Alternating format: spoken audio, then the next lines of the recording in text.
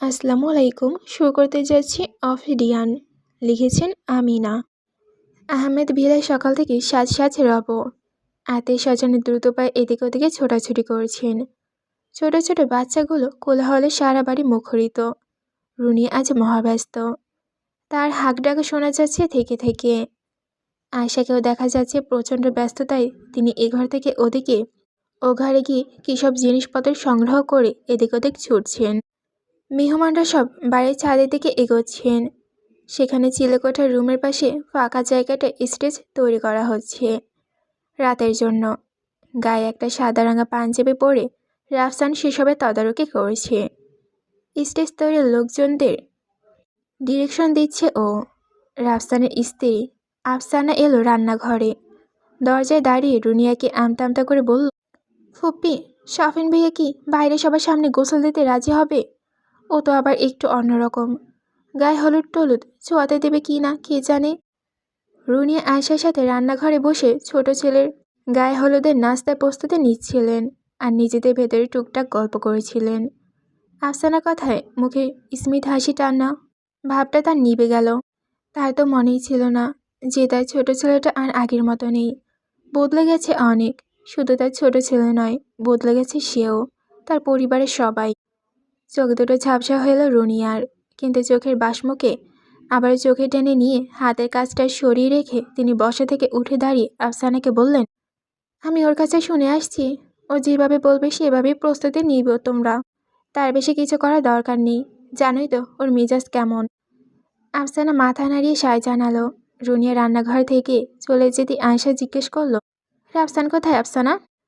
আফসানা রুনিয়ার যাওয়ার দিকে তাকিয়েছিল। আয়শার কথায় চমকে তাকিয়ে বলল, উনি ছাদে আছেন আম্মা, স্টেজ ওইখানেই আছে, ওখানেই নাকি স্টেজ বানাবে। আয়শা রান্নাঘরের বাইরের দিকে একবার চোখ বুলে আবার জিজ্ঞেস করলেন, রাদিফা আর রোহিণী কোথায়? আশেপাশে তো দেখছি না। ওরা বাইরে অন্য বাচ্চাদের সাথে খেলা করছে আম্মা, এতক্ষণ ওইখানেই ছিল। আয়শা একটা চাপা দীর্ঘশ্বাস ফেলে বলল, বাচ্চাগুলোর ওপর নজর রেখো। কোথায় যাচ্ছে, কি করছে না কি করছে, কোথায় আঘাত টাঘাত পেল নাকি, সব দিকে খেয়াল রেখো। শাশুড়ির কথায় আফসানা সম্মতি জানিয়ে বলল, ঠিক আছে আম্মা, আপনি কোনো চিন্তা করবেন না। আমি এখন ওই দিকটা যাই, গিয়ে দেখি ওরা কতদূর কি এগোলো। আফসানা আশা থেকে সম্মতি পেয়ে চলে গেল দরজা থেকে। আজ 8 বছর হয়ে গেল রাফসানের বউ হয়ে এসেছে সে। 2 বাচ্চার মা হয়েছে। তবু কোথাও যেন কিছু একটা ফাঁকা ফাঁকা লাগে তার। এই 2 পরিবারে কিছু একটা মিসিং। কেউ তেমন হাসে না, কারোর সাথে কেউ তেমন কথা বলে না, আর বললেও সেটা অনেক চাপা সুরে, যেন কেউ সেটা শুনতে না পায়। এখন রান্নাঘরে গিয়েও সে দেখলো তার শাশুড়ি আর ফুপি শাশুড়ি নিজের ভেতরে চাপা সুরে ফিসফিস করে কী সব আলোচনা করছে। তার স্বামী রাফসানও আর তার দেবর শাফিনের সাথে এইভাবে চাপা গলায় আলোচনা করে প্রায় সময়। বিয়ের পর প্রথম প্রথম যখন সে রাফসানকে দেখত ফোনে কারোর সাথে আস্তে আস্তে কথা বলছে, তখন তার মনে কি সন্দেহটাই না দানা বেঁধেছিল। কিন্তু পরবর্তীতে যখন জানলো যে ফোনের উপাসে ব্যক্তিটা আর কেউ নয়, তার ফুফাতো দেবর, তখন সে যেন আকাশ থেকে পড়ল। ভাই রে ভাই, এমন গুজুর গুজুর ফুসুর ফুসুর করার মানেটা কি সে বুঝে উঠতে পারত না, এখনও পারেনি। কেউ তাকে কিছুই বলে না। যে কোথায় কি চলছে তাকে দেখলেই সবাই কেমন চুপ হয়ে যায়, তাকে সবাই পরপর ভাবে যেন। সেই অভিমানে এখন আর আফসানা কিছুই শুনতে চায় না কারো কাছ থেকে। শাফিন নিজের ঘরে বসে জামা কাপড় গোছাচ্ছিল। দরজায় কড়া নাড়তেই শাফিন কাপড় গোছানো রেখে দরজা খুলে দিল। তারপর আবার নিজের কাছে লেগে পড়ল। রুনিয়া ভেতরে এসে বসলেন বিছানায়।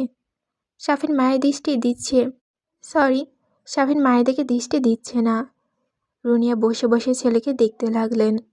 তার ছোট্ট ছেলেটা আজ কত বড় হয়ে গিয়েছে। বয়স তার এখন 30 ছুঁই ছুঁই। আগে সেই হাসি খুশি শিশুসুলভ মুখের জায়গায় এখন এক খোঁচা খোঁচা দাড়িগুলো রুক্ষ গম্ভীর মুখে স্থান পেয়েছে। ব্রু দুইটা কুচকে আছে বিরক্তিতে, ঠিক সাফনের মতো। ভাই রাস্তাতেই হাঁটছে এটাও। কিছুক্ষণ চুপ থেকে তিনি শাফিনকে জিজ্ঞেস করলেন, আফসানারা তোর গায়ে হলুদে ছোঁয়াতে বলেছে, গোসলও করাবে, তোর কোনো সমস্যা আছে? শাফিন ইস্ত্রি করে রাখা কাপড়গুলো দক্ষ হাতে ভাঁজ করতে করতে গম্ভীর গলায় বলল, এসব যে আমার ভালো লাগে না সেটা তুমি ভালো করেই জানো মা। আমার গোসল আমি একাই করে নিব। এসব হলুদ টলুদ ছোঁয়ানোর কোনো নিয়মের কোথাও লেখা নেই। এসব রীতি আমি ফলো করতে পারবো না। তারা সম্পর্কে আমার ভাবি হয়, আর তাদেরকে আমি এত ভালোভাবে চিনিও না। তারা কেন আমার গায়ে হাত দিবে মা? রুমি আপু হলে সব মেনে নিতাম, কিন্তু সে তো নেই, তাই এসবের ভেতরে আমি নেই। রুনির কথা উঠতেই রুনিয়া একটা দীর্ঘশ্বাস ছাড়লো, তারপর চোখ মুখে অসহায়ত্ব ফুটিয়ে জিজ্ঞেস করলো, ওরা কি আর একবারও যোগাযোগ করেছে? শাফিনের রাগ হলো খুব। ভাইয়ের কথা মনে পড়তে ওর বুকটা ভারী হয়ে আসলো। অভিমানে গলায় আসলো না কথা ওর। তারপর রুনিয়ার কথা জবাব দিল তাচ্ছিল্য সুরে, তারা যোগাযোগ করবে কখন? সময় কোথায় তাদের? লাস্টে যোগাযোগ করেছে 3টা বছর হয়ে গেছে। বলেছিল যে সময় পেলেই যোগাযোগ করবে। তাদের যে সময় এখনো আসেনি। আমি গত 2 মাস ধরে তাদেরকে মেল করেছি যে আমার বিয়েতে, কিন্তু তাদের কোনো রেসপন্সই নেই। আমার মেলগুলো হয়তো যদি দেখার সময় হতো কারো। রিনির ছেলের অভিযোগ ভরা মুখের দিকে তাকিয়ে রইলেন, কিন্তু তার যে কিছু করার নেই। বড় ছেলেকে এক নজর দেখার জন্য তো সেও আজ 12টা বছর ধরে অপেক্ষা করেছে। আর তাদের আদরের রুমি তাকে এক পলকে দেখার জন্য বুকের ভেতর সারাক্ষণ খচখচ করে। দীর্ঘশ্বাস ছাড়লেন রুনিয়া আবারও। তারপর ধীরগতিতে উঠে দাঁড়ালো বিছানার ওপর থেকে। এরপর ধীর পায়ে চলে গেল রুমাইশার আর সাফানের চিলেকাটার রুমটা পার হয়ে নিচের দিকে। পেছন থেকে শুনতে পেল সাফানের রাগে তার সদ্য ভাঁজ করে রাখা পোশাকগুলো ছুঁড়ে ফেলার কোথাও শব্দ। ছেলেটা বড্ড ভালোবাসে তার ভাই আর রুমি আপুকে। ওরা এদেশ ছেড়ে চলে যাওয়ার পর থেকেই ছেলেটা পুরোপুরি অন্যরকমের হয়ে গেছে। আগে সেই সাফিনকে এখন আর তিনি খুঁজে পান না। সেদিনের পর থেকে সাফিন পুরোপুরি নিজেকে গুটিয়ে নিয়েছে। বাইরে বেরোলে মানুষ নানান কথায় জর্জরিত হতে হতে সাফিন এখন চুপ হয়ে গেছে। নিজেকে পুরোপুরি পড়াশোনার ভেতরেই ঢুকিয়ে ফেলেছিল ও। মানুষের কথা কান্না দিয়ে নিজের ভবিষ্যৎকে আলোকিত করতে সে উঠে পড়ে লেগেছিল এক সময়। এরপর বুয়েটে অ্যাডমিট হয় সিএতে। এরপর আর পিছনে ফেরেনি। তার পরিবারকে নিয়ে মানুষের সমালোচনা এক সাইডে রেখে সে নিজের প্রাণের প্রস্তুতিতে প্রমাণে ব্যস্ত হয়ে পড়ে। প্রতি সেমিস্টারেতে টপের কাছাকাছি রেজাল্ট করে একসময় বের হয়ে আসে ভার্সিটি থেকে। বাইরে পড়তে যাওয়ার সুযোগ থাকলেও যায়নি ও, শুধুমাত্র মা বাবার কথা ভেবে। বড় ভাই তো চলে গেছে, এখন সেও চলে গেলে তার বাবা মাকে কে দেখবে? মানুষের ওপর আর বিশ্বাস করতে পারে না সাফিন। সবার আসল চেহারা দেখা শেষ তার। তার ভাই চলে যাওয়ার পর কে কী কথা বলেছে, কে কী করেছে, তাদের সাথে সব কিছু মনে আছে তার। আর এসব তিক্ততার মুখোমুখি হতে হতে সে এখন বদলে গেছে পুরোপুরি। কিন্তু আশার আলো একটাই যে এসবের ভেতরে সে কারো হাত ধরেছে, আর আগামীকাল সে প্রতিশ্রুতি রক্ষার পালা। রুনিয়া আস্তে আস্তে সিঁড়ি বেয়ে নেমে এলো নিচে। এখন আর শরীরে আগের মতো জো নেই। চুলগুলো সব পেকে গেছে। কিছু কিছু কাঁচা চুল আছে এখনও, তবে ইস্তেহাকের একটা চুলও আর কালো নেই। তিনি ঘর থেকে বের হননি সকাল থেকে। লাঠি ছাড়া এখন এক পাও চলতে পারেন না। তার ওপর বৃদ্ধকালের রোগ ব্যাধি তো লেগেই আছে সারাক্ষণ। সব কাজের জন্য তিনি এখন রুনিয়ার ওপর নির্ভরশীল। বাসায় একজন বদলে 2জন হেল্পিং হ্যান্ড রাখা হয়েছে। তারপরে সব কাজ তার রুনিয়াকেই লাগবে। রুনিয়া সিঁড়ি থেকে নেমে রান্নাঘরের দিকে যাচ্ছিল। আফসানাও সেই মুহূর্তে এদিকে আসছিল। আফসানাকে হাতের ইশারায় ডাকলেন তিনি। তারপর বললেন, সাফিন এসব করবে না বলেছে বৌমা। ও বলেছে গোসলও একাই দেবে। তোমাদের কি প্রস্তুতি নিয়েছেও? প্রস্তুতি কি নেই ফেলা শেষ? আফসানা মুখ ভার করে বলল, হ্যাঁ ফুপ্পি, আমরা তো গ্যারেজের সামনেটাও গোসলের সব প্রস্তুতি নিয়ে ফেলেছি। অন্যরা দাঁড়িয়ে আছে সেখানে সাফিনের গোসলে দিবে বলে। রুনিয়া আফসানার বাহুতে হাত ঠেকিয়ে বলল, মন খারাপ করো না, জানোই তো এরা ভাইগুলো সব একরকম। আগে এমন ছিল না, এখন এসে অন্যরকম হয়ে গেছে। তুমি ওদেরকে ভেতরে আসতে বলো, আর জিনিসপত্রগুলো ভেতরে নিয়ে আসো। ও একা একাই গোসল দিক, জোর জবরদস্তি করার দরকার নেই। জোর করতে গেলে আবারও বেঁকে বসবে। যাও মা। রুনিয়ার এমন স্নেহের আবেদনে আফসানা মুখে হাসি ফুটে উঠল। সে সায় জানিয়ে চলে গেল বাইরে। রুনিয়া আবার গোসলের ব্যবস্থাগুলোর ডিরেকশন দিয়ে রান্নাঘরের দিকে গেল। তারপর আবার নানান রকমের নাস্তা বানানোতে লেগে পড়ল সবাই মিলে। আফসানা বাইরে বের হতে হতে ওর শ্বশুর বাড়ির কথা মনে পড়তে লাগলো। এখানে যে কিছু একটা হয়েছিল সেটাও জানে, তবে কি হয়েছিল তা জানে না। জিজ্ঞেস করলেও কেউ বলে না, রাফসানও না। রাফসানের সাথে তার অ্যারেঞ্জ ম্যারেজ। বিয়ের আগে খুব বেশি চেনা জানা তার তার সাথে আফসানার হয়নি। তখন থেকে রাফসানকে সে গুরুগম্ভীর মুখে আর রাগচাটা দেখে এসেছে। তার শাশুড়ি প্রায় বলতেন যে রাফসানের আগে এমন ছিল না, অন্যরকমের ছিল। কিন্তু এমন হওয়ার কারণ কি সেটা সে জানে না। ওর নাকি একটা ননদও আছে, কিন্তু তাকে আজ পর্যন্ত দেখেনি। তার বিষয়ে কেউ কোনো কথাও বলে না বাড়িতে। আফসানা দীর্ঘ বিষয় যে ওই ননদটার জন্যই কিছু একটা ঝামেলা লেগেছে বাড়িতে। ননদটাকে দিনরাত মনে মনে অভিশাপ দেয়, অকারণে দুই পরিবারকে এইভাবে নিরানন্দ করার জন্য। আফসানা গ্যারেজের সামনে গিয়ে সবাইকে বলল যে শাফিন বাইরে গোসল দিবে না, হলুদও ছোঁয়াবে না, গোসলও নিজে বাথরুমেই করবে। তারপর সব জিনিসপত্র উঠানের কাজে লেগে গেল সবাই। কয়েকজন বয়োজ্যেষ্ঠ মহিলা শাফিনের এমন সিদ্ধান্তে বর্তমান প্রজন্মের প্রতি কয়েকটা বিরক্তিকর বাক্য বলে ঘরের দিকে এগোলেন। আফসানের জিনিসপত্র গোছানো যখন শেষ পথে, ঠিক তখন তাদের বাড়ির গেটে এসে হর্ন দিল একটা কালো রঙা গাড়ি। আফসানা সহ বাকিরাও তাকালো সেদিকে। মাত্র 6 মাস আগে নিযুক্ত দারোয়ান গিয়ে বাড়ির মেন গেটটা খুলে দিল। আর তখনই একটা ল্যাম্বরগিনি উরুজ SCHD এসে ঢুকলো আহমেদ ভিলায়। আফসানা সহ বাকি সবাইরা হা হয়ে তাকিয়ে রইল সেদিকে। গাড়িটা যে খুব দামি গাড়ি সেটা বুঝতে আর কারো বাকি রইল না। সবাই হঠাৎ অগন্তুকের গাড়িটাকে দেখে স্থির হয়ে দাঁড়িয়ে রইল। গাড়িটা এসে থামলো গ্যারেজের ঠিক সামনে। তারপর ড্রাইভিং সিটের পাশে দরজাটা খুলে বের হয়ে এলো এক অত্যন্ত লম্বা সুপুরুষ। ফুল স্লিভের একটা অ্যাশ কালারের টি-শার্ট আর নেভি ব্লু রঙের প্যান্ট পরা। বিশাল শরীরটা পেশিগুলো ঠিক শার্টের উপর দিয়ে ফুটে উঠেছে। লং স্লিভটা তার বাহুর বিশাল পেশিগুলো যেন আঁকড়ে ধরে আছে। কোনোই পর্যন্ত হাতের স্লিমটা গুটিয়ে রাখা, যার কারণে হাতের উপর ভেসে ওঠা শিরাগুলো এক অদ্ভুত সৌন্দর্যে ফুটিয়ে হাত দুটোকে অসম্ভব আকর্ষণীয় করে তুলেছে। মুখ ভর্তি খোঁচা খোঁচা দাড়িগুলো এক সমান হয়ে তার পৌরুষত্বটা আরও ভালোভাবে ফুটিয়ে তুলেছে। মাথা ভর্তি ঝাঁকড়া চুলগুলো রোদে পড়ে চকচক করছে যেন। কপালের ওপর এক ফালি চুল এসে পড়ে আছে তার। চোখের সানগ্লাসটা আনন্দিত সুন্দর হয়ে তার মুখের ওপর সেট আছে। গাড়ির দরজা আটকে সে এগিয়ে এলো আফসানার দিকে। আফসানা হঠাৎ মনে হলো সে যেন তার সামনে হ্যানি ক্যাভিনকে দেখছে। চোখের পলক পড়ল না ওর কিছু সময়ের জন্য। লোকটার বয়সটা আন্দাজ করতে আফসানার খুব বেগ পোহাতে হচ্ছে। সে এগিয়ে আসতেই চারপাশে এক অন্যরকমের নীরবতা ছেয়ে গেল। আশপাশে দাঁড়িয়ে থাকা অন্যান্যরা হা হয়ে দেখছে আগন্তুককে। উজ্জ্বল শ্যামবর্ণের রংটা এই অদ্ভুত সুন্দর লোকটা যেন তাদের কথা বলার ক্ষমতার সামান্য সময়ের জন্য কুস্তিগত করে নিয়েছে। লোকটি তার ভারী ভারী পা ফেলে সদর্পে এগিয়ে এলো আফসানা সহ অন্যান্য মহিলাদের সামনে। তারপর গমগমে কণ্ঠে জিজ্ঞেস করল, শাফিন আহমেদ বাড়িতে আছে? আফসানা এতক্ষণ কিঞ্চিত হা হয়েছিল। প্রশ্ন শুনে সম্বিত ফিরে ফেলে ও। তারপর গলা খাকারি দিয়ে বলল, জি তিনি বাড়িতে আছেন, কিন্তু আপনি কে? আপনাকে তো ঠিক চিনলাম না। লোকটা নিজের সানগ্লাসটার মাঝে বারবার আঙুল দিয়ে সেটাকে চোখের উপর ঠিকঠাক করে বসিয়ে দিয়ে বলল, আপনি আমাকে চিনবেন না। শাফিনকে গিয়ে বলুন ওর ক্যাম্পাসে বড় ভাই এসেছে, নেইম সাদ্দাত হুসেন, আর বলবেন তার সাথে তার স্ত্রী আর সন্তানরাও আছে। আফসানা জি বলে প্রস্থান করল। লোকটা সানগ্লাসের ভেতর দিয়ে তীক্ষ্ণ চোখে চারিদিকে পর্যবেক্ষণ করল। তারপর ভাড়াকি পায়ে আবারও হেঁটে গেল নিজের গাড়ির দিকে। তারপর গাড়ির জানলায় টোকা দিল 2 বার। আর পরক্ষণে গাড়ির জানলার কাঁচটা একটুখানি নিচে নামলো।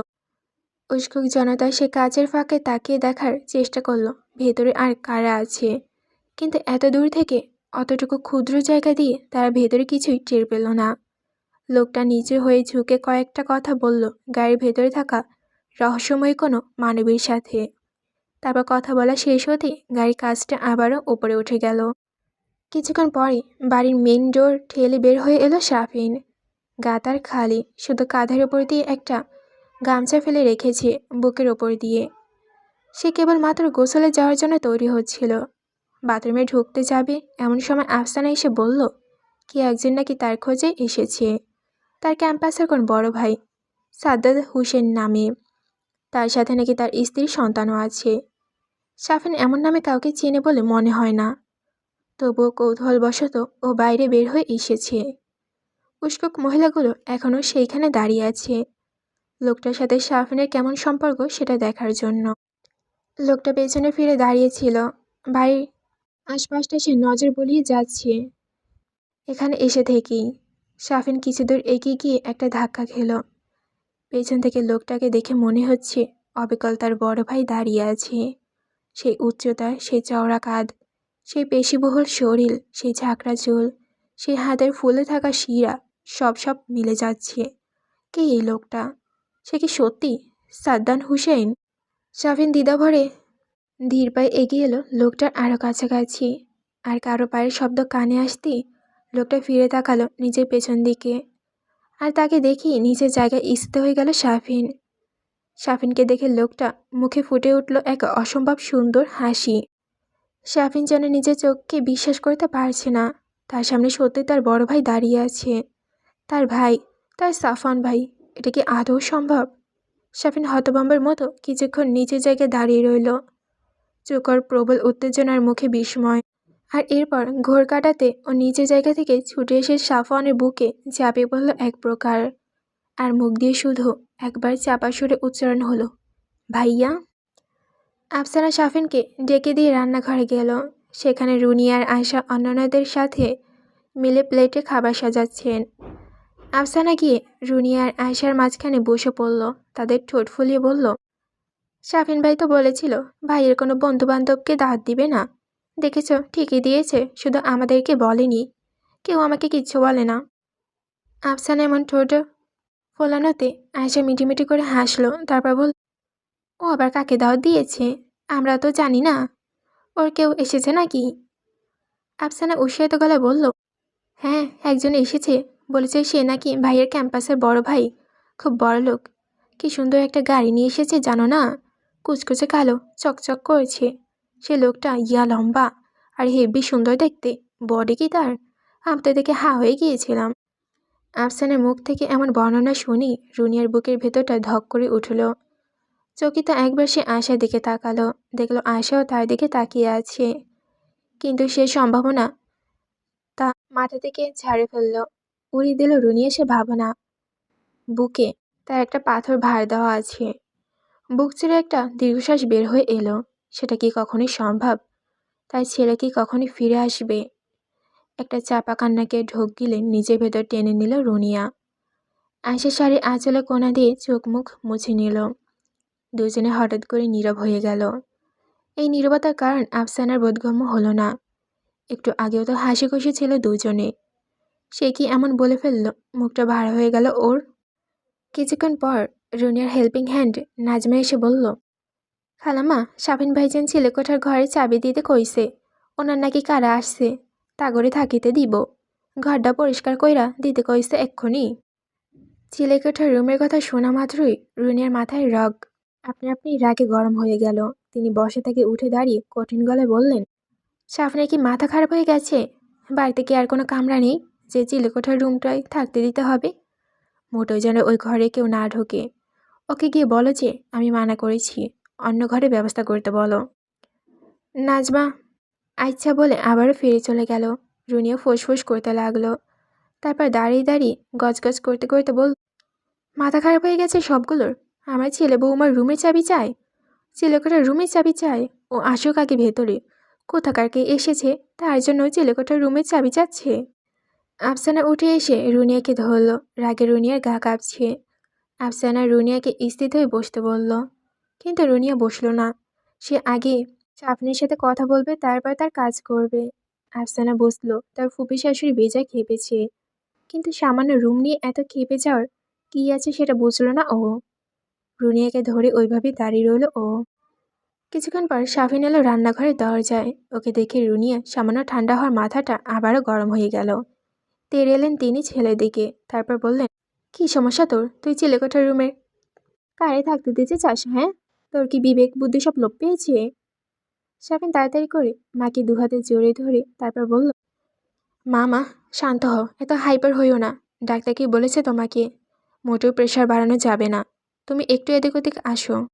তোমার সাথে আমার খুব গুরুত্বপূর্ণ কথা আছে। কথাটা শোনার পর তুমি আর একটা ফোঁটাও রাগ করবে না, আমি শিওর। ছেলে দেখে ক্রুর দৃষ্টিতে তাকিয়ে রইল রুনিয়া।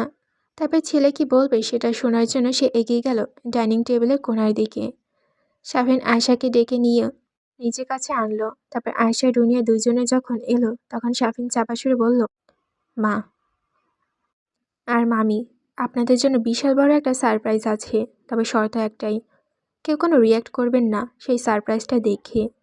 দুইজনে একেবারে স্বাভাবিক থাকবেন, যেন কিছুই হয়নি এমন। এখন দুইজনে বাইরে যাবেন। দরজার সামনে দুইজন গেস্টে দাঁড়িয়ে আছে, তাদেরকে রিসিভ করবেন। আর আমি যা বলছি তা মাথায় রাখবেন, নো রিয়্যাক্ট, ওকে? আয়শা রুনিয়া দুইজনে ক্রুদ্ধ চোখে তাকালো ওর দিকে। তারপর ও ছেলের কথা রাখতে তারা দুইজনে বলে উঠল, ওকে। শাফিন এবার ডান হাতটা দিয়ে রুনিয়ার সামনে পেতে বলল, এখন চিলেকোঠার চাবিটা দিন, কারণ যারা এসেছে তাদেরকে আপনি চিলেকোঠার কামরাতেই থাকতে দিতে চাইবেন, তাই সেটা আগেভাগে পরিষ্কার করা দরকার। রুনিয়ার এবার যেন সন্দেহ হলো। আয়শার দিকে চোখেতে একবার তাকালো তিনি। দেখলেন আয়শা চোখ দুটো কেমন যেন চকচক করলো অজানা কোনো আশায়।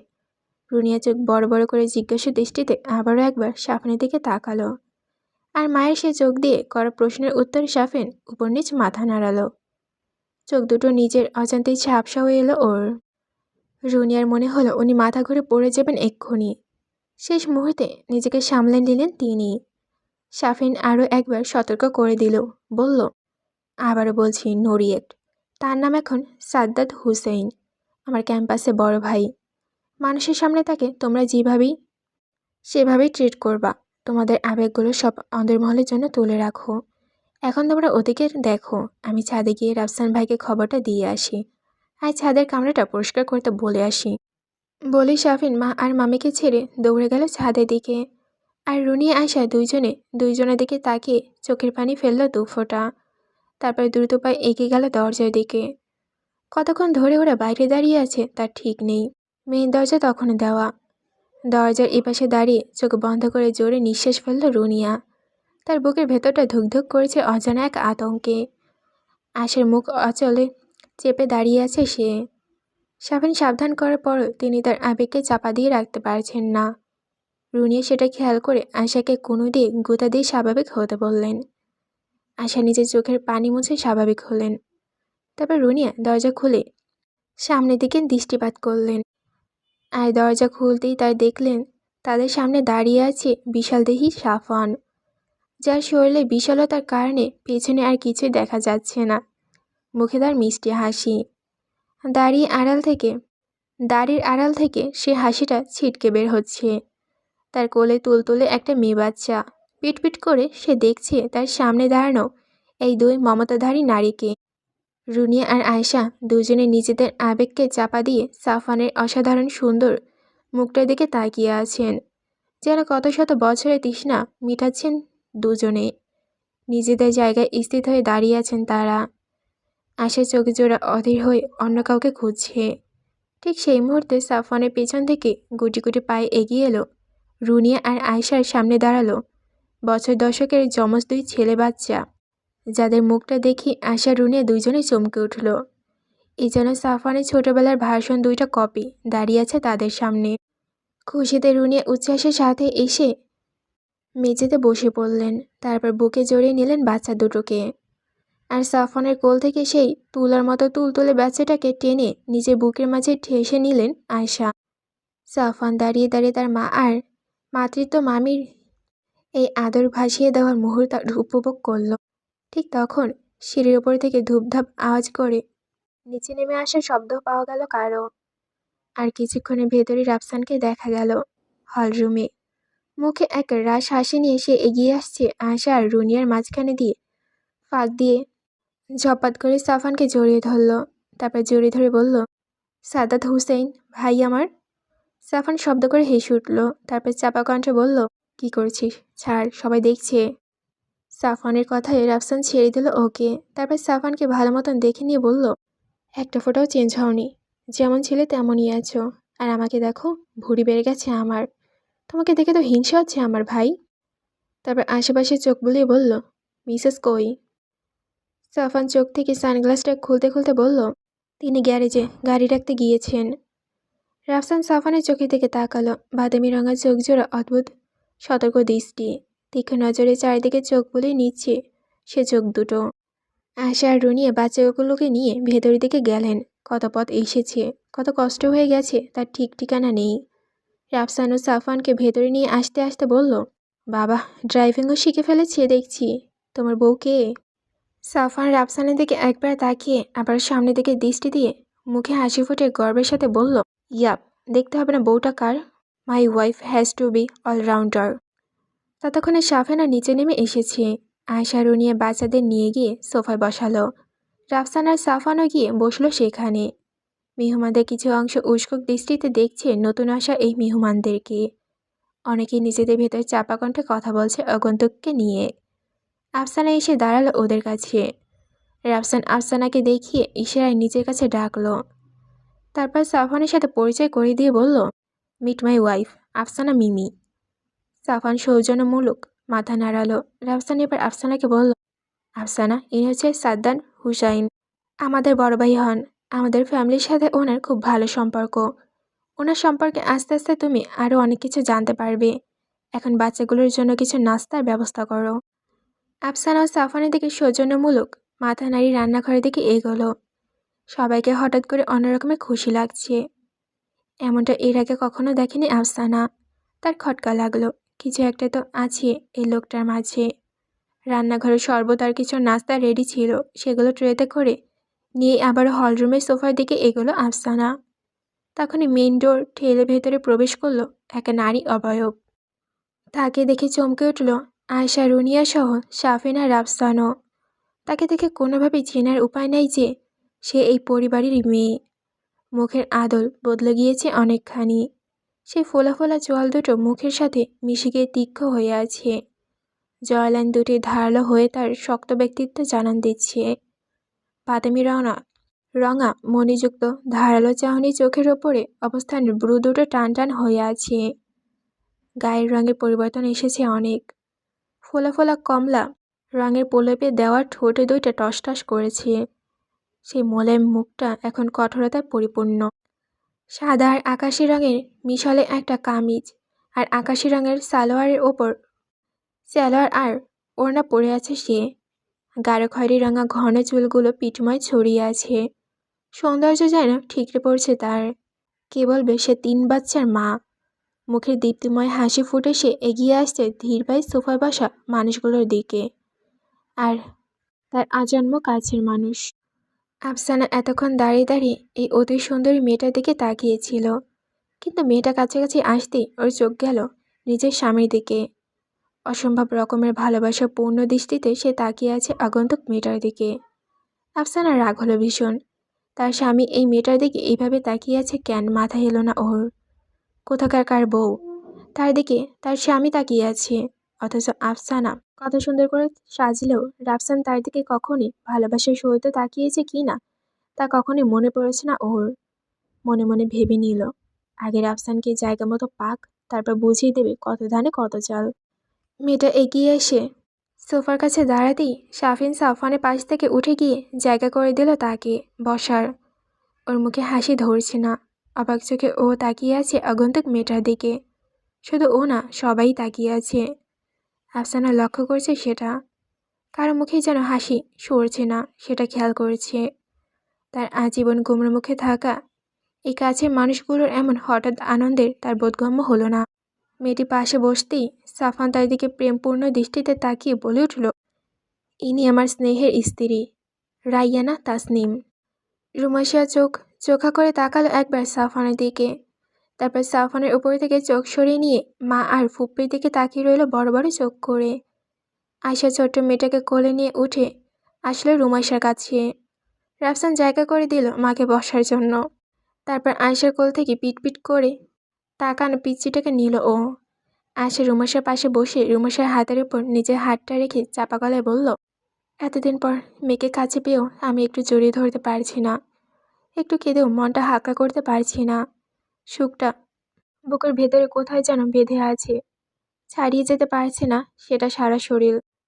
রুমাইশা মায়ের চোখে চোখ রেখে তাকিয়ে নরম গলায় বলল, চিন্তা করো না মা, কোলাহল আর লোকসমাগম কমলেই যতক্ষণ ইচ্ছা আমাকে জড়িয়ে ধরো, যত ইচ্ছা কান্না করো। এখন কিছু করো না মা, লোক সন্দেহ করবে, সমস্যা। রাফসান পাশ থেকে ওর কোলের বাচ্চাটাকে দেখি রুমাইশাকে জিজ্ঞেস করলো, এই তোলা পুতুলটার নাম কি? রুমাইশা সহ বাকিরাও হেসে উঠল ওর প্রশ্ন শুনে। হাসি থামিয়ে রুমাইশা বলল, শায়রি হোসেন রাশা। ঈদের জমজ ছেলে দুটো এতক্ষণ রুনিয়ার কাছেই ছিল। এখন মা চলে আসায় গুটি গুটি পায়ে রুনিয়ার কাছ থেকে সরে এসে ওরা মায়ের কাছে এসে দাঁড়ালো। রুনিয়ার কোলে তুলে নিল একটাকে, আর একটাকে কোলে তুলে নেওয়ার জন্য অন্যটা গাল ফুলিয়ে সাফওয়ানের কোলে গিয়ে বসল। সাফওয়ান তাকে ভালোবেসে নিজের কোলে বসালো। নতুন পরিবেশে এসে দুজন চুপচাপ হয়ে গেছে। রুনিয়া বলে উঠল, এদের দুজনকে তো আলাদা করে চেনার উপায় নেই। কার নাম কি? রুমাইশা হেসে নিজের কোলের দিকে নির্দেশ করে বলল, ইনি শাহমীর হুসেন। তারপর সাফওয়ানের কোলের ওপর বসাটার দিকে নির্দেশ করে বলল, আর ইনি সাদমান হোসেন। আশা বুড়ো উঁচিয়ে বলল, তুমি কিভাবে চিনতে পারো? আমি তো 2 মিনিটের পরই ভুলে যাব কে কে আর কোনটা কার নাম ছিল। বাবারে! সাফওয়ান পাশ থেকে বলে উঠল, ওনার অনেক গুণ, উনি কিভাবে যে চিনি সেই রহস্য আমিও সমাধান করতে পারিনি এখনও। তখন সাফওয়ানের কোলে বসা সাদমান গাল ফুলিয়ে তেজি কণ্ঠে বলল, বাবা কখনোই আমাদেরকে চিনতে পারে না। আমাকে শামির বলে ডাকে আর শামিরকে সাদমান। বাবা সারাক্ষণ শুধু সবকিছু গোলায়। ছেলের এমন অভিযোগ শুনে সাফওয়ান আর রুমাইশা দুজনেই শব্দ করে হেসে উঠল। শাফিন বেশ মজা পেল। ও এগিয়ে এসে রুমাইশার কোল থেকে শামিরকে টানে নিজের কোলে উঠিয়ে সাদমানকে উদ্দেশ্য করে বলল, আর কি কি করে তোমাদের বাবা? কিন্তু সাদমান কিছু বলার আগে শাহমির বুড়কুচকে বলে উঠল, সারাক্ষণ মাম্মাকে বিরক্ত করে, নিজে মাম্মার কাছে ঘুমায়, কিন্তু আমাদেরকে ঘুমাতে দেয় না। ঘুমালেও অন্য রুমে রেখে আসে। মাঝে মাঝে তো আমাদেরকে মাম্মার কাছে ঘুমাতেই দেয় না, ঘুমাতে দেবে না বলে দরজা দিয়ে দেয়, আর খুলেই না। খুব অসুবিধা করে বাবা। শামিরের কথা শুনে হো হো করে হেসে উঠল সাফওয়ান। ওর সাথে হাসিতে যোগ দিল রাফসান আর শাফিন। রুমাইশা লজ্জা পেল, মাথা নিচে করে হাসতে শুরু করলো ও। অবস্থা বেশি ভয়াবহ আর ভয়ঙ্কর গতিতে দেখে রুনিয়া গলা খাকারি দিল। তারপর বলল, গল্প পরে করা যাবে, তোমরা এখন রুমে গিয়ে চেঞ্জ করে আসো। শাফিন এখনও গোসল দেওয়া হয়নি, ও গোসল সেরে নিক। রুনিয়ার কথায় সায় মানল সবাই, কিন্তু সবার মুখে মিটিমিটি হাসি লেগেই রইল। আশা উঠে চলে গেল দেখতে নাজমা মেয়েটার চিলেকোঠার কামরাটা কদ্দর কি করল। শাফিন সাদমানকেও সাফওয়ানের কোল থেকে টেনে নিয়ে শাহমিরকে কোল থেকে নিচে নামিয়ে দুজনের হাত ধরে বলল, চলো তোমাদের দুজনকে সবার সাথে পরিচয় করিয়ে দেব। শুধু তোমাদের কার নাম কি সেটা আমাকে মাঝে মাঝে মনে করিয়ে দিও, ঠিক আছে? সাদমান আর শাহমির দুজনে অতি উৎসাহিত মাথা নাড়ালো, শাফিনের সাথে এগোলো। রুমাইশা আর সাফওয়ান একে অপরের দিকে তাকিয়ে ঠোঁট টিপে হাসতে লাগলো। রাফসান ওদেরকে হলরুমে রেখে আবার ছাদের দিকে যাওয়ার জন্য পা বাড়ালো আর বলে গেল, রুম ঠিকঠাক হলে তোরা চলে এসো, আমি ছাদেই আছি, স্টেজ সাজানোর দায়িত্ব আমার উপরে পড়েছে। রুমাইশা মাথা নাড়িয়ে সায় জানানো। রাফসান দ্রুত পায়ে চলে গেল ছাদের দিকে। ওরা সোফাতেই বসে নিজেদের ভেতর কথা বলতে লাগলো। কিছুক্ষণ পর আয়শা নেমে এসে খবর দিল কামরা তৈরি হয়ে গেছে। দুইজন ওরা সোফা থেকে উঠে ছাদের দিকে পা বাড়ালো। জার্নির কারণে শরীর ওদের ক্লান্ত, এখন বিশ্রাম নিতে হবে। ছাদে উঠে ওরা আত্মীয় স্বজনদের ঠেলে চিলেকোঠার কামরাটার দিকে এগোলো। বহু বছর পর এই কামরাটার সামনে দাঁড়িয়ে পুরনো স্মৃতিগুলো তাজা হয়ে উঠল দুইজনার। দরজা খুলে ভেতরে প্রবেশ করলো রুমাইশা। ওর পেছন পেছন ভেতরে ঢুকলো সাফওয়ান, ঢুকে দরজাটা লাগিয়ে দিল। কামরাটা অল্প সময়ের ভেতরে চকচক করে দিয়েছে ওরা। এতগুলো দিন পর এই রুমটাতে এসে রুমাইশার বুকের ভেতরটা অন্যরকমের এক আলোড়ন তৈরি হলো। উচ্ছ্বাসের সাথে হেসে ও পেছনে ফিরল। তারপর দুহাত বাড়িয়ে দিল সাফওয়ানের দিকে। সাফওয়ান ঘরটার চারপাশে নজর বোলাচ্ছে, কোনো পরিবর্তন হয়েছে কিনা দেখার জন্য, কিন্তু কোনো পরিবর্তনই চোখে পড়ল না। ঘরটা সম্পূর্ণ আগের মতোই আছে। আর তখনই রুমাইশার বাড়ি দেওয়া হাতের দিকে নজর গেল ওর। ফিক করে হেসে ও এগিয়ে এলো রুমাইশার সেই বাড়ি দেওয়া হাতের দিকে। তারপর রুমাইশার আলিঙ্গনে নিজেকে আবদ্ধ করে নিল। নিজেদের বিবাহ পরবর্তী সময়টার কথা মনে পড়ে গেল ওদের। কত খুনসুটি, কত ঝগড়া, কত মনোমালিন্যর সাক্ষী এই ছোট কামরাটা।